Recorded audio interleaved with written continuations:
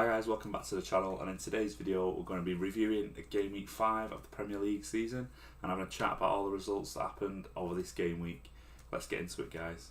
Right then guys, here we go then. We've got the first result of the weekend there, as we can the game week. We can see at Selhurst Park, Crystal Palace took on Brentford. Palace got off to a good start. Second half goal from Wilfried Zaha. He's in really good form at the moment, Zaha, getting quite a few goals and yeah, contributing really well. There's a lot of speculation over his future, of course. I think he was linked with Chelsea in the end, but nothing really materialised there, and it looks like he's staying at Palace for the time being. Brentford did get themselves back into it, Johan Visser getting a goal in the 88th minute. That shows, I think, it's your typical Brentford result really. They're never sort of massively out of games. You never really see them get absolutely hammered, if you know what I mean. They sort of hang in there and they get results in the end. You see here from the stats, fairly even game really. You know, both sides, same amount of passes and things like that. So yeah, it looked like a really even game and a good one. But yeah, Brentford again getting a good point away on the road. Palace probably a bit disappointed to concede late on. But yeah, fairly decent point for both sides. I think they're both going to be there or thereabouts in the middle of the table this year. So, you know, I don't think they'll be too disappointed with a point. But Palace probably the more disappointed there to concede late on. And yeah, throw away 3 points. But yeah, Brentford will be pleased with that. Next up, Craven Cottage. A game that I thought Fulham wouldn't win, and they did. So yeah, they've had a really strong start to the season, Fulham. Mitrovic again, popping up with a goal. Went 2-0 up for an own goal from Lewis Dunk.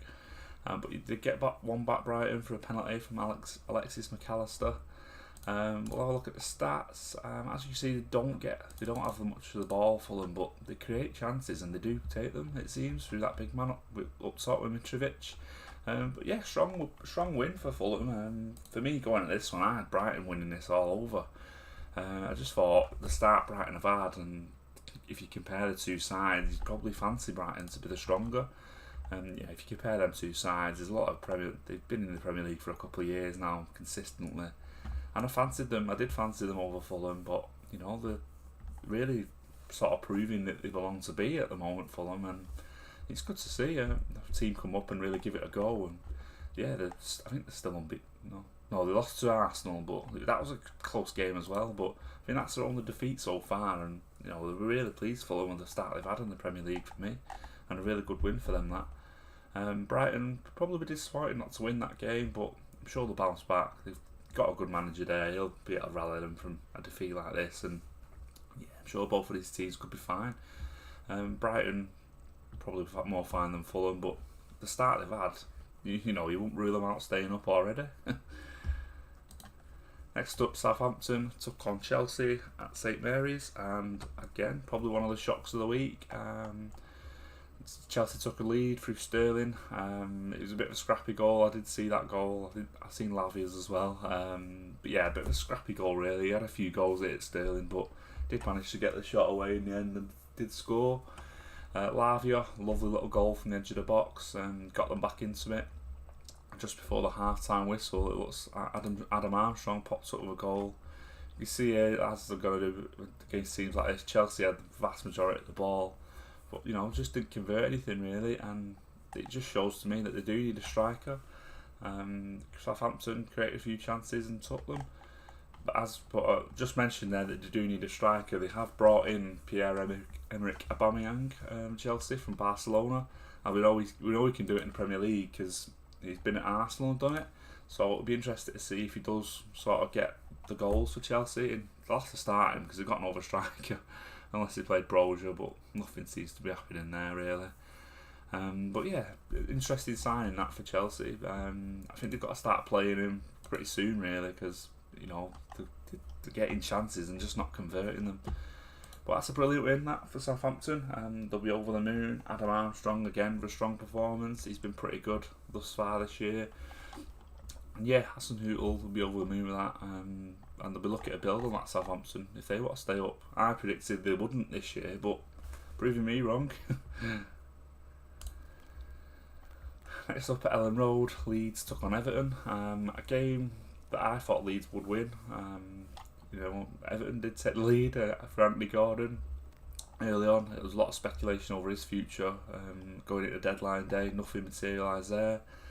He's staying at Everton. And yeah, they took the lead through him, but they were pegged back through Sinistera for Leeds, the new signing. I'm not too sure where he came from. It might have been Feyenoord or somewhere like that. But yeah, good result out for Leeds. To sort of go behind, battle the way back in. But with that amount of ball, he'd be a bit disappointed really. And they did create a vast amount more chances than Everton. And yeah, really worried for Everton, to be fair. Did they bring anyone in over the deadline period? Can't really remember. They brought in James Garner, which he'll bolster that midfield a bit, but he still is only a young lad. I think it's a bit harsh to sort of rely on a youngster in a relegation battle like this. But yeah, they needed a bit more Everton for me. They've brought in Maupay. He's not quite ready to get in the team yet, but maybe he can add him a bit of grit up front. Who knows? But yeah, they'll probably be pleased with a point in the end, Everton, as will Leeds really. That's a bit of a, I don't know if it's a bit of a relegation 6-pointer that this early on, but yeah, they'll be both pleased with the result, both to get a point there. Yeah, I think Leeds will be a bit disappointed though, just because of the amount of ball they had, created a vast amount of more chances, and look at the passes as well, a lot more passes than Everton. But yeah, for me, I do worry about Everton so far this year. And I think Lampard could be the next one for the chop, unfortunately.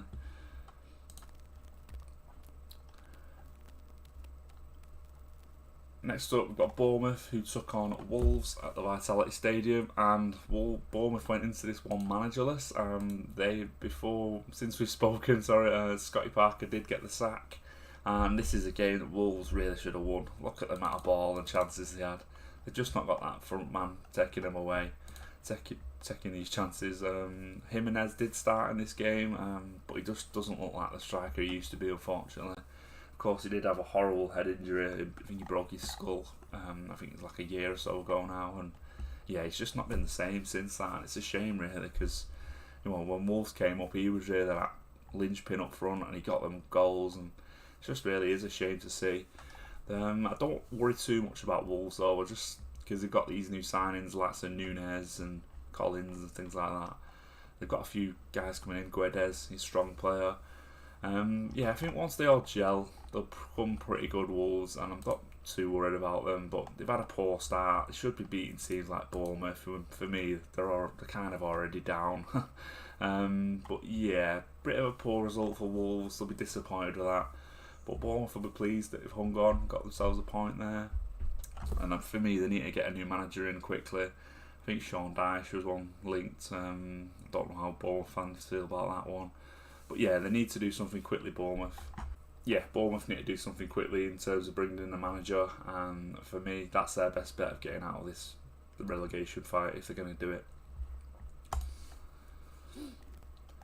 Next up at the Emirates, Arsenal took on Aston Villa. Jesus got the goal early on to give Arsenal the lead. Couldn't get a word out there. And yeah, it was a bit of a scrappy game from there on in. They did create a lot of Arsenal, as you'd expect at home to Aston Villa. As you can see here, 22 shots on goal, vast amount more passes than Villa. He's got to play really good stuff, Arteta. You can't complain if you're an Arsenal fan, for me.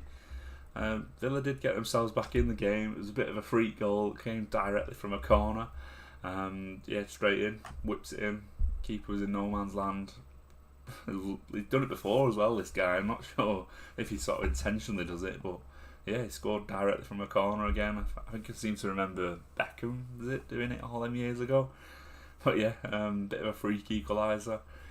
But they did get the goal straight back into it. Martinelli, Saka with a lovely ball in, and Martinelli was there to finish. And yeah, Arsenal, another win for them. 5 out of 5 now, still top of the league. They'll be absolutely buzzing. They've got a big game coming up against Manchester United. There'll be massive confidence going into that one. And yeah, that'll be a brilliant game, I think. But yeah, another fantastic win for Arsenal. Aston Villa, still another struggling. It's not a game you probably expected them to win going into this, but Gerrard will be sort of upset he couldn't hold on to that equaliser that they got. And yeah, he's in a bit of pressure, Gerrard, as is Lampard at the moment. Next up at the Etihad, we've got Manchester City took on Nottingham Forest. As we can see there, 6-0. I don't know why it's saying who's going to be man of the match, because Erling Haaland's clearly that.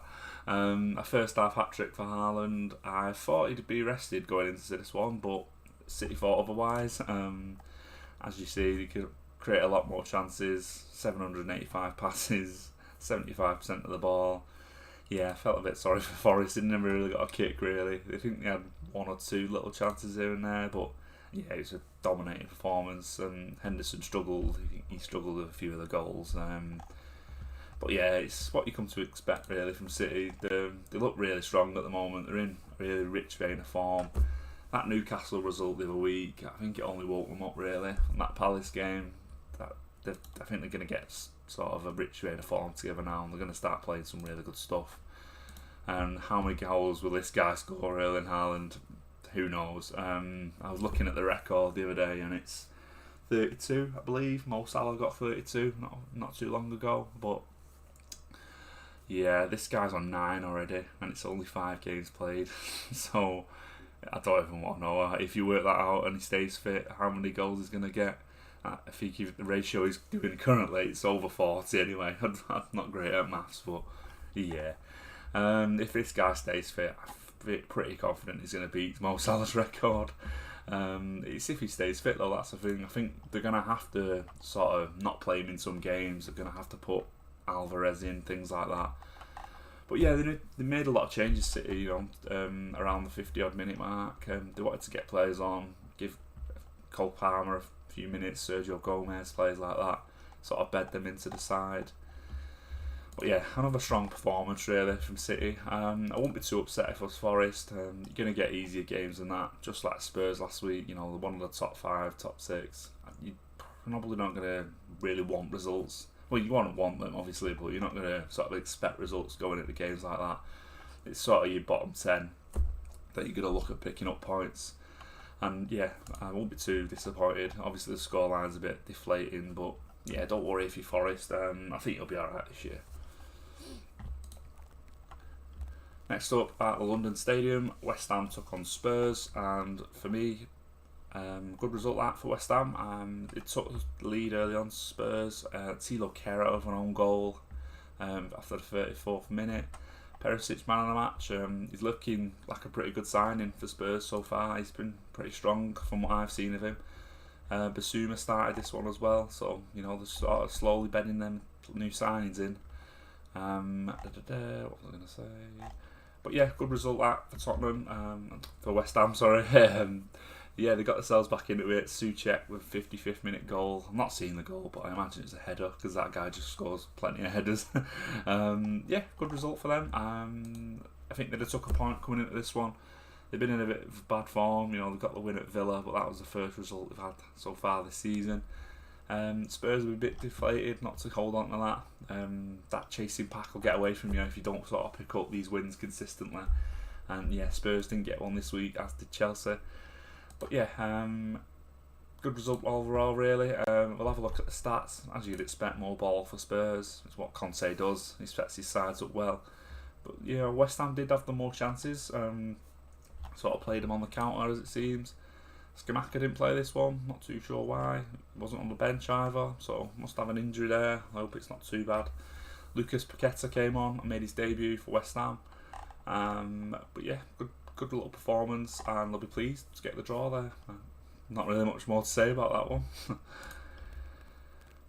Next up, Liverpool took on Newcastle at Anfield, and this hurts me as a City fan to see that minute of the goal. Yeah, I was checking the updates on the way home from the City game, and I seen that Isaac got them off to an early lead. I thought, oh, this could be interesting. Bobby Firmino got the goal on the hour mark. You'd expect them to get an equaliser, really.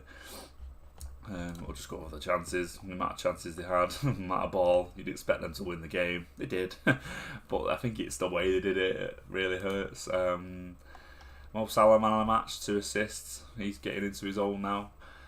But yeah, there was 5 minutes added time. I know Newcastle time wasted a bit and what have you, but that's why they had only added time. For me, I know it's a bit of controversial on that, but if you've added 5 minutes on, Newcastle had time wasted the whole game. I understand that completely. But if they've added 5 minutes on, that's your added time. I know Fergie used to do it all the time, giving it all the watch and that, and Klopp's probably done the same, to be fair. But yeah, so I don't really know how you can justify adding an extra 3 on, if you know what I mean. I know there was an injury for Pope, people were saying he was milking it and all this, but I don't quite understand how you can add another 3 on. But don't get me wrong, it's a good win for Liverpool. You know, they've been not brilliant, apart from that Bournemouth game, which you were brilliant, I won't take that away from you. A good win for Liverpool. They don't really care how they're getting the wins at the moment. You know, win ugly, of course. That's what the top teams do, and that's what you've done in this game. But yeah, I just feel that added time thing was a bit of a weird one, and Newcastle will be devastated, to be fair. But yeah, good win for Liverpool. Not much more to say about it, but yeah, there we go. The last game of the week then, we've got Leicester taking on Man United at the King Power. And yeah, bit of a drab game from what I've seen. As we can see here, pretty even possession wise. Leicester with the more ball, more passes. United did what they did. They won ugly, created the chances, got a goal through Sancho. It was a lovely ball from Rashford. He rounded the keeper and tapped it away. Good, really good goal. Won't take that away from you. But yeah, man of the match performance from Sancho. Casemiro came on at the hour mark, sort of tried to bed him in. What I will say though, from what I've seen in this game, Cristiano Ronaldo's got to play football for this club. He's fantastic, and he still is fantastic. Not just like his finishing and stuff, but when he came on, sort of like build-up play, he was playing with Eriksen and Bruno and stuff like that. Oh, it was good to watch. I won't lie. I don't care who you are. If you play good football, I'll appreciate it. You know, I'll praise it. And yeah, Ronaldo was awesome when he came on. I can't fault the guy. He's not everyone's cup of tea, but trust me, when he came on, he looked sharp. He looks like he's got a point to prove. He wants to get back in that team and playing football. For me, he could play against Arsenal. But yeah, top performance from Ronaldo when he came on. He did everything but score, pretty much. Creating chances, sort of creating stuff for himself. Yeah, strong performance. But yeah, I'll go back to the result. Good win that for United. Leicester, it was there for you, that game. It really was there for you. United weren't brilliant. You had more of the ball. You created chances. Just nothing there really for Leicester. They were sort of chances from the edge of the box and outside the box. And Maddison looks dangerous, but why have you not made any signings? It's just a strange one. You're relying on the likes of Dewsbury Hall, he's a good player. Don't get me wrong, but he's still young. You know, he shouldn't be relied on so much coming into a Premier League season. Should be coming off the bench and doing things. But yeah, I don't know about Leicester. I think they could be in that relegation fight the way it's going, because they've not really signed much. They've signed a couple of players over the deadline period, but for me it probably isn't enough. You got like 90 million there. I know it was late for Fofana and Tielemans didn't go. I've just slipped my mind. Yuri Tielemans stayed after all that. Everyone thought he was going. I think 25 million was the quote in the end, but I think whoever was after him and Arsenal were looking at him, they're sort of thinking, we'll do until he goes in the summer. But yeah, you're going to lose him on a free, which looks like pretty disappointing. You could have got some money for him there. I know you do need him, to be fair, and replacing him is probably not an option that late in the window, but yeah, I do worry for Leicester. For me, they've not got the squad to sort of get back in that top half, and I think they're going to be down there battling in the bottom half this year. Just a quick one on United. Good result, that. Fantastic. 3 in a row for United now, so they're looking back to like a decent side. I think it's no coincidence that Varane and Martinez are still playing, and they're looking good. But a good result, and they've got Arsenal next, so let's see how they get on in that one at Old Trafford. Right then guys, that's all for today's video. As always, please let me know down in the comments how your side got on this week. Was there any shock results in there for you? I think for me there was a couple, with the likes of West Ham getting a draw against Spurs. I thought Spurs were going to win that one. Obviously Southampton beating Chelsea was a big one as well. Let me know guys what you thought of the performances in this game week, and that's everything for this video. Please drop a like on it if you have enjoyed. Please subscribe to the channel if you are new, that would mean a lot. And yeah, thanks for watching guys. Take care, bye bye.